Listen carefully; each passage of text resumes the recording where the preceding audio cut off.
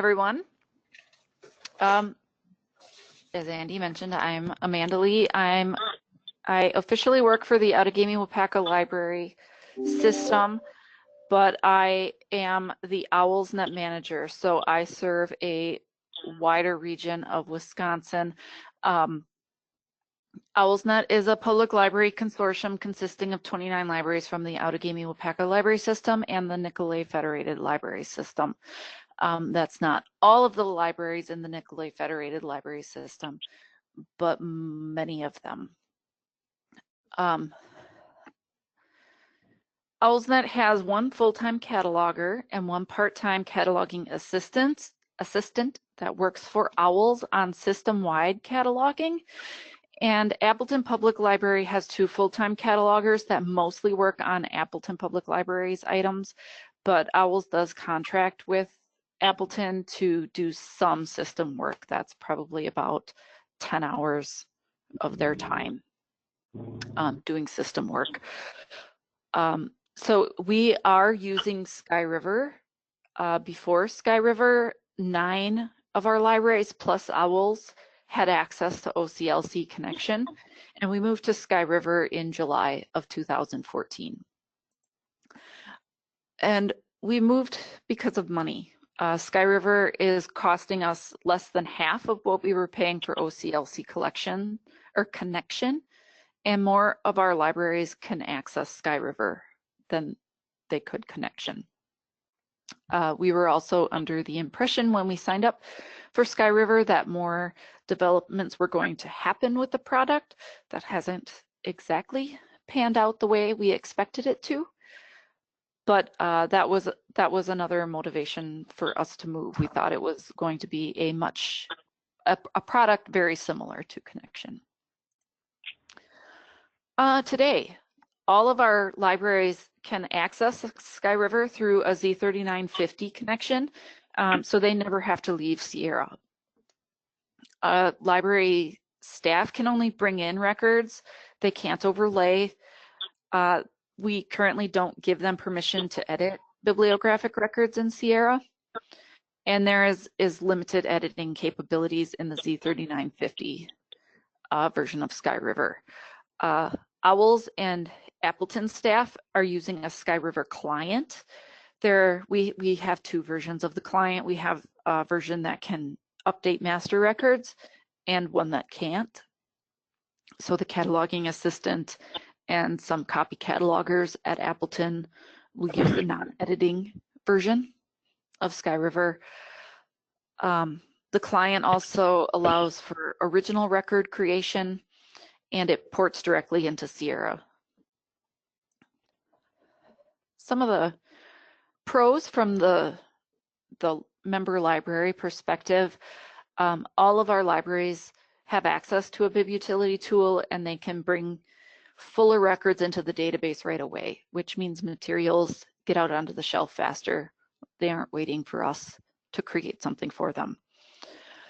A perspective that we've had is that libraries may understand cataloging a little bit more because they are bringing in records themselves. We provide training about what it means to be a good record, and they see the impact right away. They see, they see what's involved in a MARC record. They see how it impacts searching in the OPAC. We've heard that libraries like having access to a bibutility tool and being able to bring in records on their own. I put on the slide, libraries brought in over 12,000 bib records without OWLS help in 2018, and that's just the records that we didn't update or ask to, or have libraries ask us to change. All right, so pros from the system staff or cataloger perspective using the client, it's easy to bring in records and overlay records from SkyRiver into Sierra. It ports directly right into Sierra. There's a local save file in SkyRiver More can be done with the client than the Z3950, so permissions can be controlled, and that's just in a very broad sense. It's not really a very granular permissions thing. It's either you can do something or you can't do something. And when SkyRiver goes down, it's usually up and running again very quickly. So cons with the Z3950, the interface looks just like Sierra, so libraries get confused sometimes and try to do something that they can do in Sierra, and then they get confused because they don't realize they're still in SkyRiver. It's difficult or confusing for libraries to view more than just the first result, it seems. So if they enter an ISBN in, they'll get a result and it might be for an ebook or something, and it's hard for them to move on to the next result to actually find the actual item.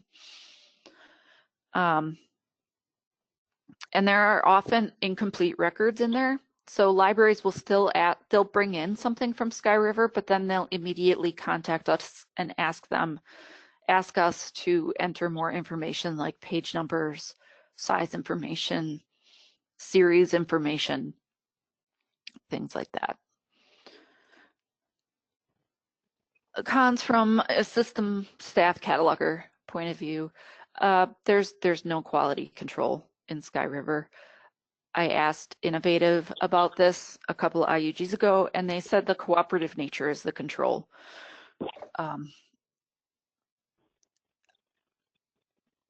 Multiple records for the same item can vary in quality. So there are a lot of local fields in SkyRiver. A lot of records seem to start out as every ISBN attached to that work. So there are a lot of items in SkyRiver that have, you know, the hardcover ISBN, the paperback ISBN, the large print ISBN, the ebook ISBN, and it tends to get very messy. More staff intervention is required with SkyRiver than there was in Connection. Authority work is now a manual process in Sierra. And there's no efficient way to identify and overlay bibs that have been updated in SkyRiver. Sometimes, so in SkyRiver, you can update the master record, but sometimes that doesn't, those changes don't always save. And we think that's because each participating institution can pick their own encoding level. So if they're picking an encoding level that is a full level, then no one else's changes will apply, even if they are appropriate changes. Other concerns that we have, SkyRiver never quite lived up to the expectations that we had. We were under the impression that Innovative was going to develop more features that would automate processes like Connection. They were for a while sending us this email called Better Records on a weekly basis. And for a long time, we weren't really understanding what that was. Apparently, it was just anytime after we had brought the record into Sierra, if somebody hit save on that record, then it would trigger this Better Records. But because anybody can update a record in SkyRiver and there's no quality control, our records were frequently better than the updated versions. So that was not a helpful report for us. The Sky Search feature, where SkyRiver staff will go out and look for a record, as far as I know, and I've been with OWLs for 3 years, that we have never actually gotten a record from this feature. And original SkyRiver staff have left Innovative, and there doesn't seem to be anybody there that really seems to understand it or understands the original vision for it. More concerns. Since its inception, there have been some questions about how long SkyRiver would last and how committed Innovative is to the product. As I mentioned, there only seems to be one person assigned to SkyRiver currently, and it's not her only assignment. At IUG 2019, it was announced that SkyRiver is a legacy product, but when we asked further about that, they said that is not the case. That was misspoken or misunderstood. So, and then several features that were promised have been abandoned, or the staff that's working on SkyRiver now weren't aware that they were once in development.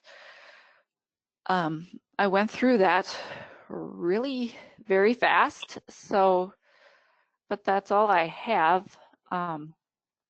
Does anybody have questions for me or anything to add?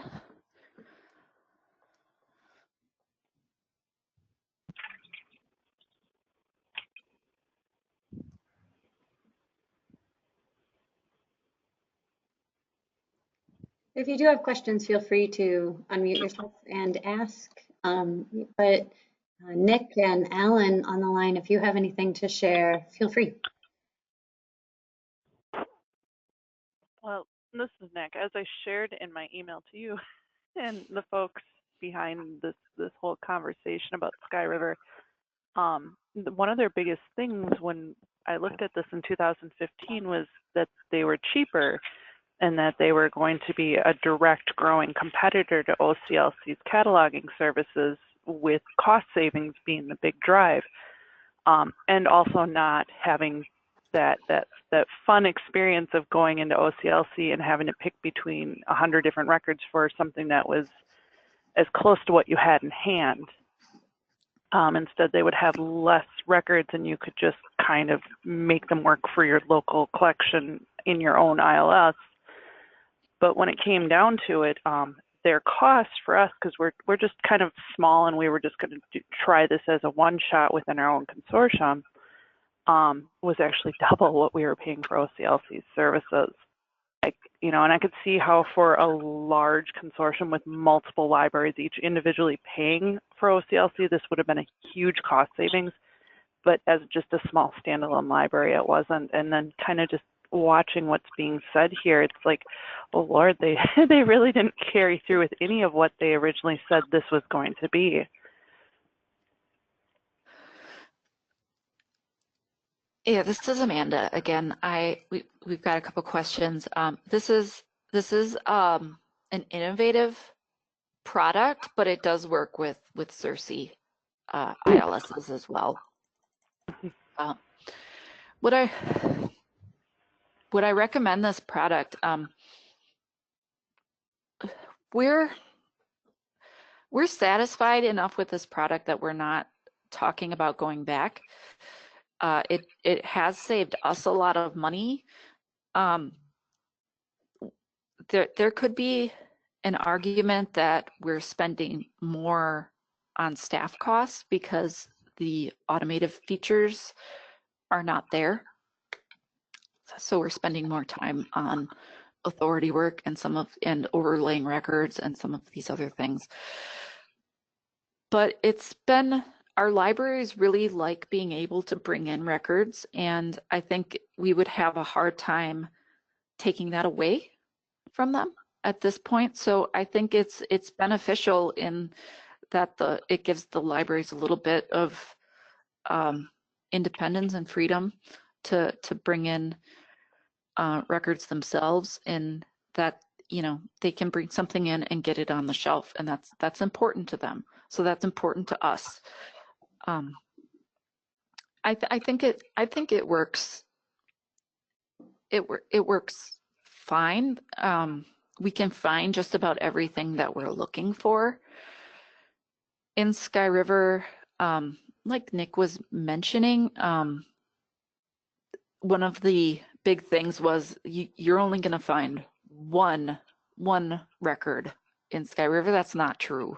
There are frequently more than one records in there, and sometimes that still gets confusing. There might not be as many as in OCLC, but you still have to look at the records and pick the most appropriate one. So I think it's a viable alternative, but I think I haven't really seen a lot of development with SkyRiver. So if you're expecting it to do the things that OCLC Connection does, it's not going to, and I don't think I could recommend it if you're dependent on some of those automated processes.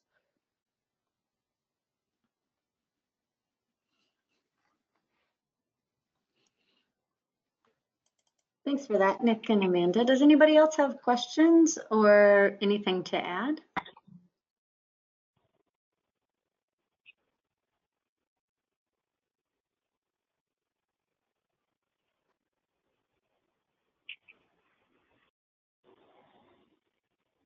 Fantastic. Well, thanks everybody for your time, and thanks to Amanda for sharing your expertise and your experience with SkyRiver with us, and thanks Nick for contributing your thoughts as well.